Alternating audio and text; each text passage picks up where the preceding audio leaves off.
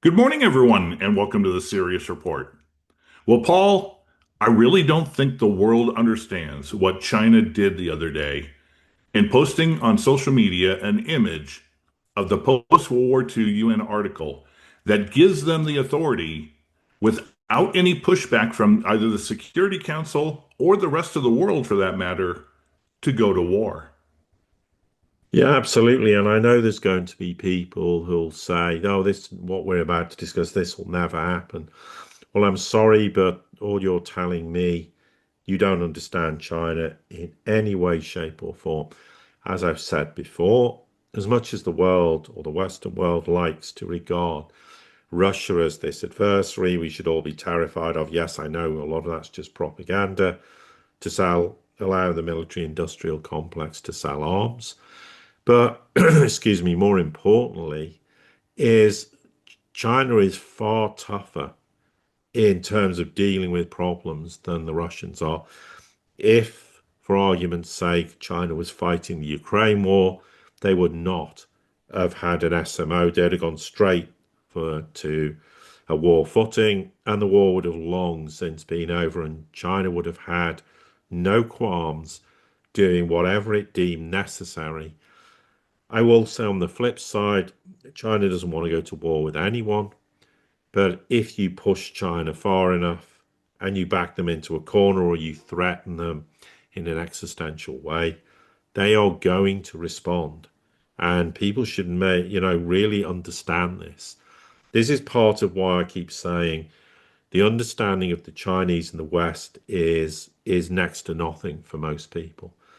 And unless you've been there, unless you understand their culture, understand the way the Chinese people are, and you have direct experience as a Westerner, then you're in a position to be able to understand that in a given situation, China is going to respond in a way that would very much surprise a lot of people in the West. And before we get into a bit more of that, Ken's got some historical context, which I think is worth adding in regards to how China conducts itself, even on the back of the fact that China isn't, by definition, a warmongering nation by any stretch of the imagination. Yes, I know there are things historically, but I'm just trying to keep it in the context of what's happened since World War II, for example.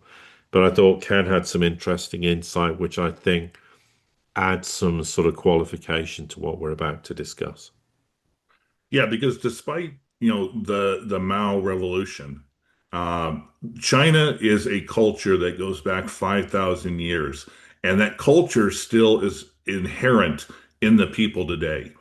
I think the most important thing to realize with China is China's mindset is imperial, not empirical like empire, but empirical like is in the kingdom, the Eastern Kingdom or whatever, they refer to it as. So the people love their their culture, and it's intrinsic.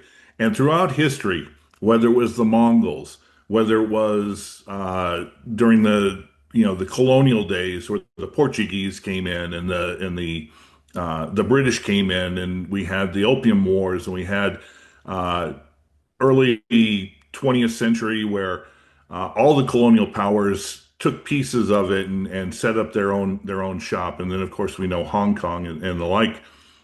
China has not sought to expand outside of its imperial kingdom, but it has fought vociferously against any entity or outside agency that has sought to uh, fight or take a part of it. And with this mentality, of course, now, especially post World War II and the way it's grown, they see themselves as an enlightened kingdom, if you think about it in that aspect, to the rest of the world. And that's why there was a recent thing that came out that that China has invested and loaned more money to other nations to try to better themselves than any other country in the world. So with this being said, though, 5,000 years, there is also a long memory of China. The Mongols no longer are any type of threat to them, but you know, this is one of the, hold on a second. Sorry there, sneeze button. This is another one of the reasons why they built a wall sometime in the past. So specifically, China wants its own security and is at the point that it's willing to do whatever is necessary to do it. And we saw this again during the Korean conflict. They didn't interfere at first, but once the UN forces got to a certain point, China reacted, and they reacted with fervor. So that's a just a quick nutshell history of China and why we're going to see some of the reactions that they're doing today. Yeah, absolutely. And what this relates to is if we go back 16 days ago to November the 7th, the Japanese Prime Minister Takaichi came out with what the Chinese regarded as a very, very inflammatory statement. And this was related to a disclaim that the Chinese mainland's use of force on Taiwan could constitute a survival threatening situation for Japan. Now, Takechi's refused to retract their remarks, and basically the implication was of the possibility of having armed intervention in, excuse me, the Taiwan Straits. Now, first off, I you have to ask the question why you just get elected and you come out with those kind of statements. And I actually think this was in some way done because the Japanese thought, oh, this is what the Americans want to hear. And, this will curry favor with them. The only problem with that is when Trump was asked about this, he came out with a statement where he said, many of our allies are not our friends either. Our allies have taken advantage of us more in trade than China has. So, in essence, what Trump was saying is, Japan, you're on your own with this. We're not getting involved in any way, shape, or form in some idea that you think, we can go to war with China. This is absolutely idiotic, and don't consider that to be remotely something we're going to entertain, because that kind of provocation is, frankly, to put it diplomatically, reckless. The US is not going to sit there and try and clear up that mess. And remember, the United States doesn't want to go to war with China directly. And for that matter, now it's starting to realize a proxy war with China is not realistic either. So this huge gamble the Japanese took is blown up in their face. That alone should have made the Japanese go, hang on a minute, I think we ought to walk back from this, because that is rather a foolish decision or statement to make. But they didn't.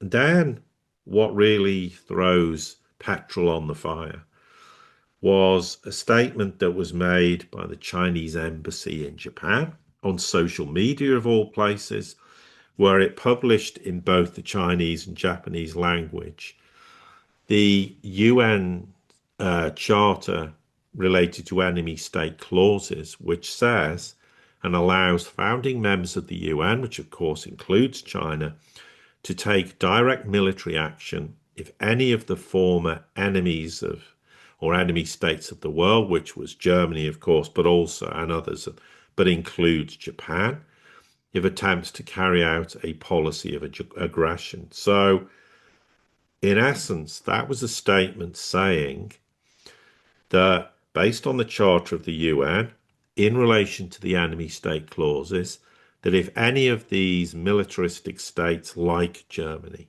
or Italy or Japan take any step to re-implement any aggressive policy, which, as far as China is concerned, that could in the future, based on these very ridiculous statements made by Takaichi, to say is an aggressive policy. And therefore, China, as a founding member state, could be entitled to take direct military action against, in this case, Japan, without any authorization of the UN Security Council. And if you look at some of the pictures of the Japanese version, It showed the UN Charter Articles 53, 77, and 107 were attached to emphasize the point. Now, people will look at this and go, oh, that's ridiculous. China's never going to war with Japan. Well, I think what people need to realize is this isn't a situation where tomorrow China's going to go on the basis of a statement, we're going to go to war with them. Although technically and strictly speaking, the Japanese statement was aggressive. So Japan could, although I think that would be extremely foolish, and they wouldn't do so on that basis. But what they're basically saying is if Japan in any way, shape, or form was to do anything that was remotely aggressive with respect to Taiwan, then China is going to go to war with them. And China will go to war. People should not mistake this as some idle threat.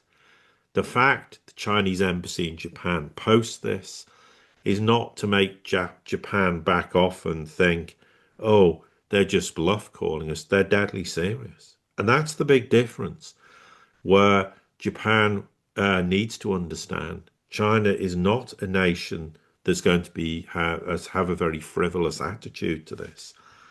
Because the bottom line is, after that statement was made on November the 7th, the Chinese were, to put it mildly, furious, is an understatement. They've issued very severe, stern warnings. They keep urging the Japanese side to retract those remarks that were made on the 7th of November. Thus far, they haven't. They don't appear to be in any way, shape, or form deem it necessary to do so. Well, I hate to say it, but they really need to start sharpening up and realize that China is not doing this, just as a bluff call.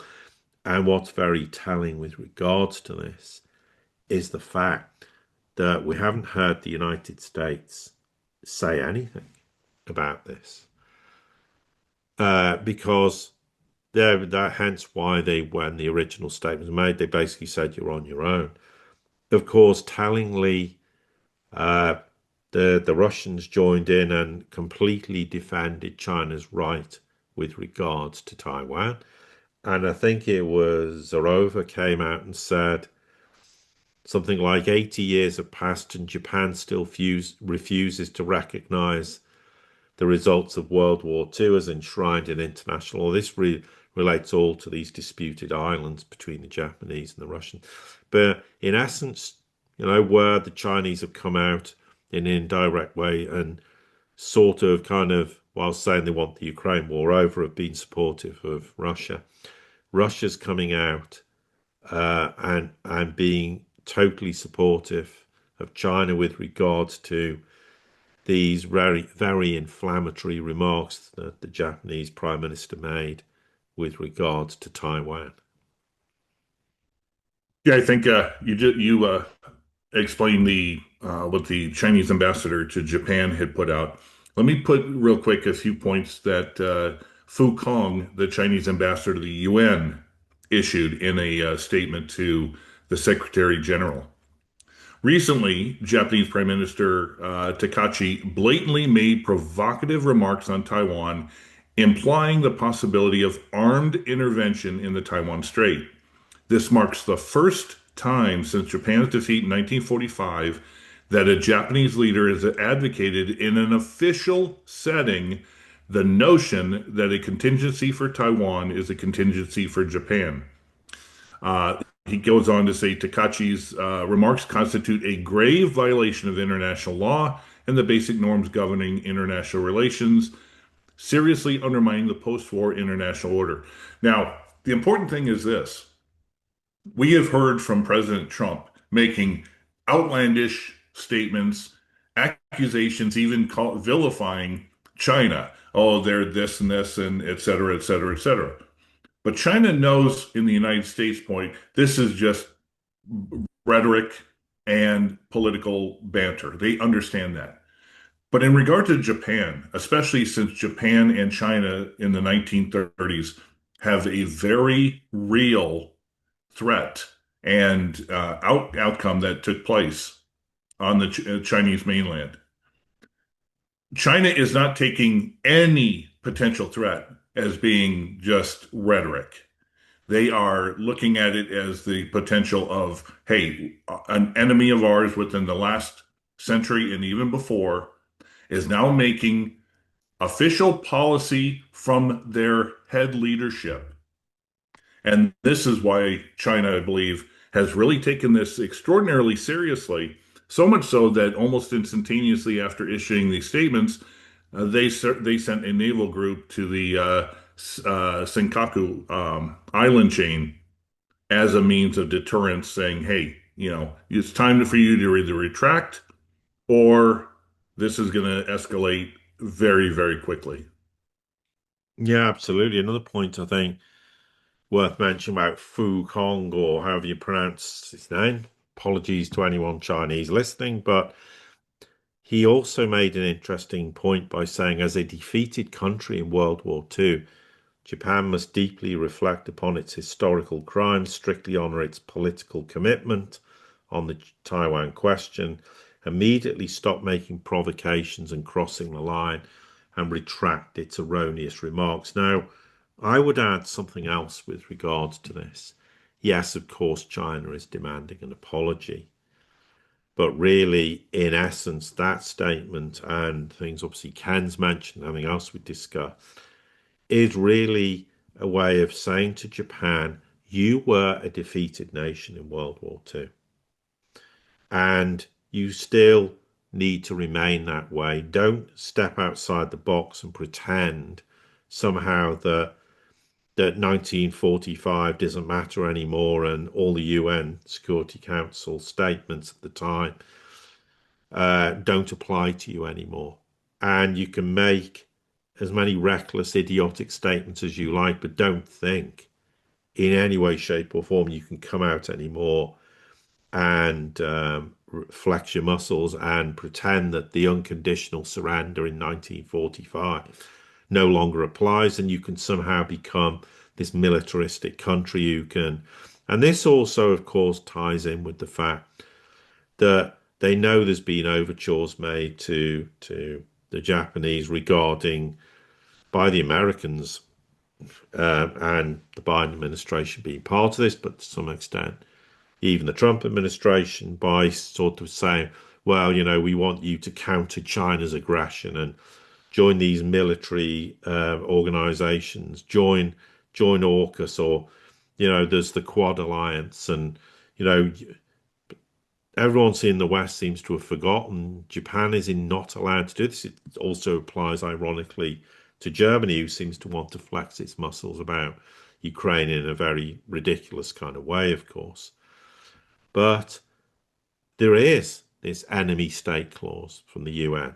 And if it is triggered by reckless actions by the Japanese, China can then act militarily without any need to go to the UN Security Council in any way, shape, or form. And we should also, of course, recognize the fact that back in 1971, there was this communique between the Japanese and the Chinese, whereby Japan formally recognized there is only one China, meaning Taiwan is part of China. So, you know, the world needs to take this seriously. And I think China's seen it as an opportunity, not to want to appear to be this dominant, aggressive country, but basically to say to the Western world, don't mess with us, because if you do, there are going to be consequences. We are not going to back away from our obligations. The global South countries are going to see it as China not being aggressive, but China basically defending what it is allowed to defend.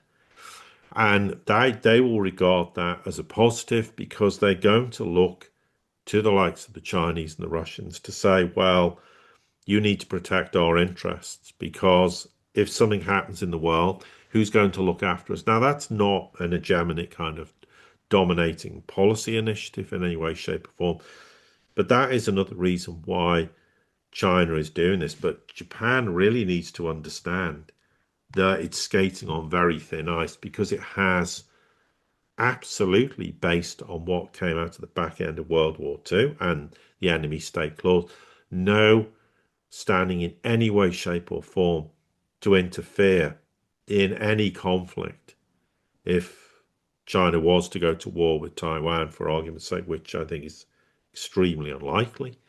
Never say never, but they're not allowed to do this in any way, shape, or form. And if they start to interfere in any way, then China's just pointed out, well, you're then at war with us.